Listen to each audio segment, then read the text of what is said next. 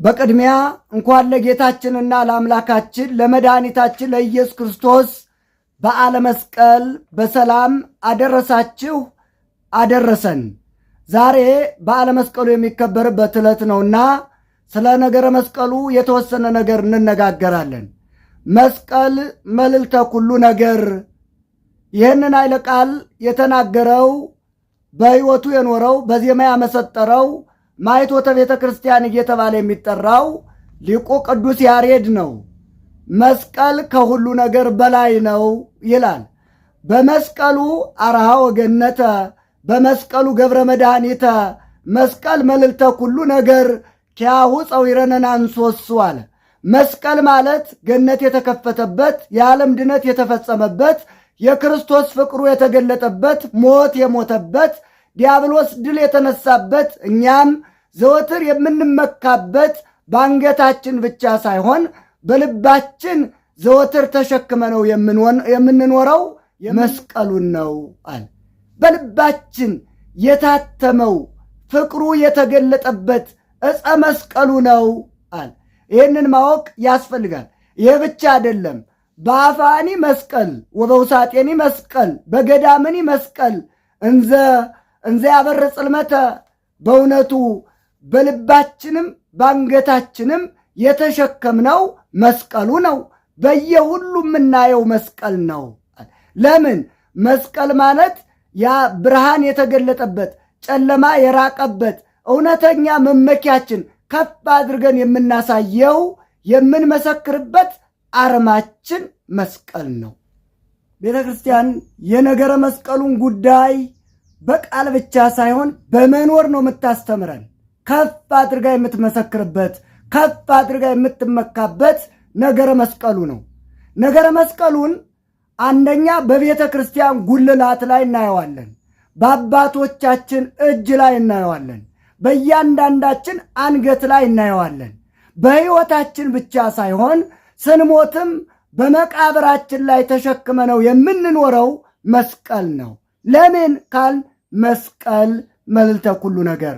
መስቀል በእኛ በሕይወታችን ከሁሉ ነገር በላይ ነው። ከሁሉ ነገር። ለዚህ ነው በቃልም በተግባርም ከፍ አድርጋ የነገረ መስቀሉን የክርስቶስን ፍቅር የተገለጠበትን ቤተ ክርስቲያን ከፍ አድርጋ የምታሳየን። መስቀል መልዕልተ ኩሉ ነገር በልባችን እኛም ቤተ ክርስቲያን እንዳሳየችን ከፍ አድርገን የምንገልጠው የምንመሰክርበት የምንመካበት ምንድን ነው ከተባለ መስቀሉ ነው። ይህንን ማወቅ ያስፈልጋል። እንዲህ አለ አሁንም ሊቁ ቅዱስ ያሬድ ሶበሰ አይመረ ሰይጣን ከመይሰደድ በመስቀሉ፣ እነሆ በመስቀሉ ድል እንደሚነሳ በመስቀሉ እንደሚሸነፍ እንደሚሳደድ አውቆ ቢሆን ኑሮ ሰይጣን አለ እምያም ከሮሙ ለአይሁድ ዕፀ መስቀል ከመይትክሉ ማየውየ ከመይቅትሉ ናዝራውየ ከመይስቅሉ አለ። አይሁድን በልባቸው አድሮ እውነተኛ ሕይወት የሆነውን ክርስቶስን እንዲገሉ ናዝራዊ ኢየሱስ ክርስቶስን እንዲሰቅሉ ዕፀ መስቀል እንዲተክሉ ባልመከራቸው ባልነገራቸው ነበረ።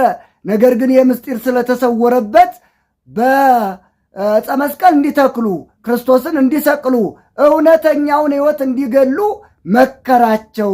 በዘመከረ ሐፍረ ወበዛ አትከለ ተሰደ አለ። በመከረው ምክር ራሱ አፈረበት፣ ባስተከለው መስቀል ተሰደደበት። ይህንን ያደረገ አምላካችን መድኃኒታችን ኢየሱስ ክርስቶስ በእውነቱ ለዘላለሙ ስሙ ከፍ ከፍ ያለ ይሁን።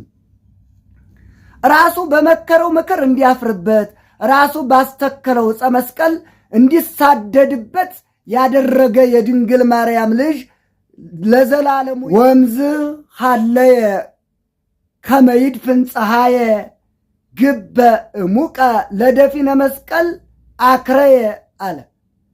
ይሄ ብቻ አይደለም። ተስፋ አልቆርጥ ብሎ ዕፀ መስቀሉን ላለማየት በአይሁዳውያን ልብ አድሮ እንደገና ጉድጓድ አስቆፍሮ ዕፀ መስቀሉን እንዲያስቀብር መከረ።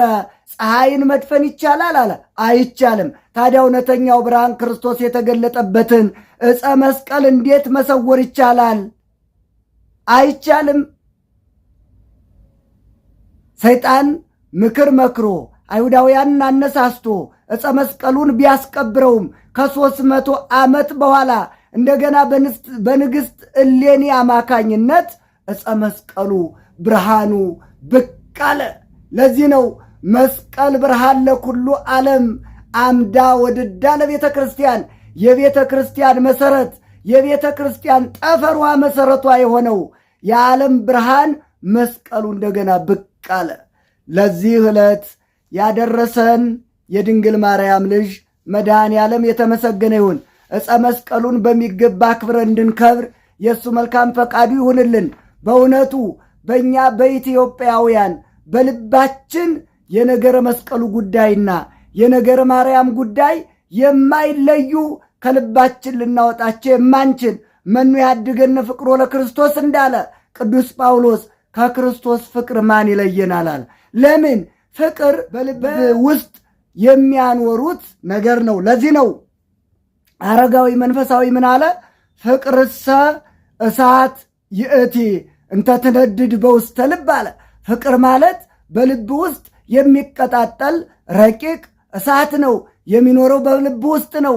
ለዚህ ነው እንዲህ አለ፣ ማይ ብዙህ ይክል አጥፎት አለ ፍቅር አለ ጥበበኛው ሰሎሞን ደግሞ።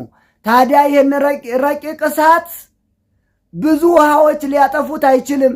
ያ ማለት የመናፍቃኑ ጥቅስ የአላውያኑ ማስፈራራት በልባችን ውስጥ ያለውን የነገረ መስቀሉን ጉዳይ ማንም ከልባችን ሊፍቀው አይችልም። የነገረ ማርያምን ጉዳይ ማንም ከልባችን ሊፍቀው አይችልም። ነገረ መስቀሉን ስናይ እምናነበው ክርስቶስ ለሰው ልጅ ያለውን ፍቅር ነው። በነገረ መስቀሉ ላይ የተገለጠው ፍቅሩ ነው። እመቤታችን ስናይ ክርስቶስን እናየዋለን። ነገረ መስቀሉን ስናስብ ክርስቶስን እናስበዋለን፣ ክርስቶስን እናየዋለን። ስለዚህ ይህንን ነገረ መስቀሉ ያልገባቸው አሁንም የነገረ መስቀሉ ጉዳይ የተሰወረባቸው ሰዎች እንዲህ ይላሉ አለ ሊቁ ቅዱስ ያሬድ፣ ሃለው እለ ይቤሉ ለዕፅኑ ትሰግዱ ወለዕፅኑ ታመልኩ አለ። ለእንጨት ትሰግዳላችሁ እንጨት ታመልካላችሁ የሚሉ ብዙ ሰዎች አሉ አለ። የቀደሶኑ ክርስቶስ በደሙ ክቡር፣ እናንተ ሰዎች በደሙ ፈሳሽነት በከበረ ደሙ ክርስቶስ አልቀደሰውምን? እናንተ የሚታያችሁ እንጨትነቱ፣ እኛ ደግሞ የሚታየን በከበረ ደሙ የተቀደሰ መሆኑ አዳኝነቱ ነው። ለእናንተ እንጨትነቱ፣ ለእኛ ደግሞ በከበረ ደሙ የተዋጀ አዳኝነቱ ይታየናል። ልዩነቱ እይታችን ላይ ነው አለ። ለዚህ ነው ኢትዮጵያዊው ቄርሎስ እየተባለ የሚጠራው ሊቁ አባ ጊዮርጊስ ዘጋስጫ እንዲህ አለ፣ አይረቅዎ ሥጋሁ ለሰቂል እይደሎ ለማይቶት ተከድኖ ልብስ አለ። ነው ክርስቶስን ሲሰቅሉ አይሁድ ያሳፈሩት ያዋረዱት መስሏቸው ልብሱን አውልቀው እርቃኑን አደረጉት አለ። አዎ ይሄ የሆነበት እውነተኛው ብርሃን በጨርቅ ሊጠቀለል በጨርቅ ሊሸፍኑት አይገባም። ለሚፈልጉት ለሚወዱት ይህ እውነተኛ ብርሃን ያበራላቸው ዘንድ በመቅረዙ ላይ ሊሰቀል ይገባዋል እንጂ ጨርቅ ሊሸፍኑት ሊያለብሱት አይገባም። እነሱ አዋረድ ነው አሳፈር ነው ብለው ነበረ ልብሱን እንዲያወልቅ ሥጋው እንዲራቆት ያደረጉት አለ።